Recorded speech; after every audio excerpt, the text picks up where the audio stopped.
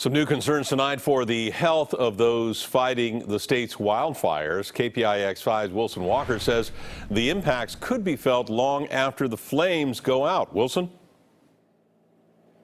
Right, well, they were the men and women who were sent from San Francisco to Sonoma County to battle the October fire siege of 2017. When they got here, of course, it wasn't just shrubs and trees on fires, it was entire neighborhoods. Well, those firefighters were on the front line of a new kind of fire, and now they might be on the front line of helping us all understand how these fires are affecting all of us.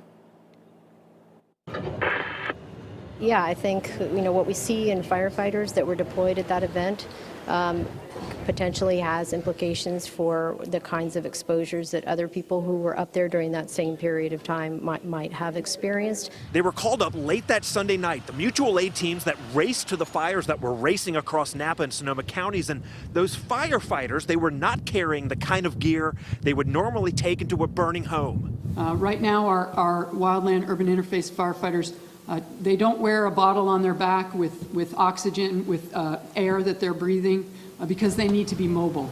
But many homes lost, by my count, maybe a dozen or so just on this stretch of road. The sun had just come up on that Monday morning when I ran into this crew of San Francisco firefighters. Well, 149 of them started getting tested for toxin exposure about 3 weeks after those wine country fires. So we wanted to see what type of levels of various chemicals were in their blood and their urine from this fire. The early results elevated levels of mercury and other toxins associated with everything from firefighting gear to consumer products. And while it's impossible to know exactly where those toxins came from, these firefighters were in proximity to thousands of burning structures. And so it's important to study them, and then it's also going to be important to do more studies on the community members that actually live in these locations that are getting decimated by these wildland urban interface fires. And there you have implications even beyond the immediate fire zones. Just think of the smoke that descended on the Bay Area during the Camp Fire. So California's new fire frontier delivering some measurable new health concerns. So we have a lot more work to do as scientists to really assess what kinds of exposures people are facing and how do we better protect them from exposures to the toxic chemicals that ensue. This is just a first step, and this is really preliminary data.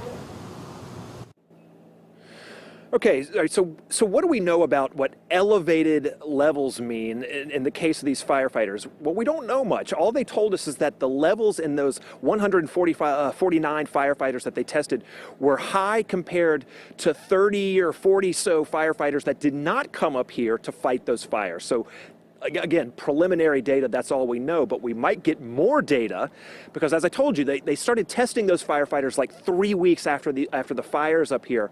Well, they have since been testing firefighters effectively during fires, and the Camp Fire is where the next set of data is going to come from. They were testing firefighters that week during that fire, so they'll have sort of more immediate information from the bodies of those firefighters. We might get more specific data, sort of more real-time data as to what they were picking up when they were in those circumstances. But again, the implications affect all of us here. We all remember the smoke from these fires. Many of us, whether you were living here or fighting the fire, or like my colleagues covering the fire, we were all exposed to this smoke. And so just now are we starting to learn more about how this is affecting all of us, and those firefighters really the sentinels in that sort of scientific exploration as to what this all means. So we are live here in Sonoma County. Wilson Walker, KPIX 5.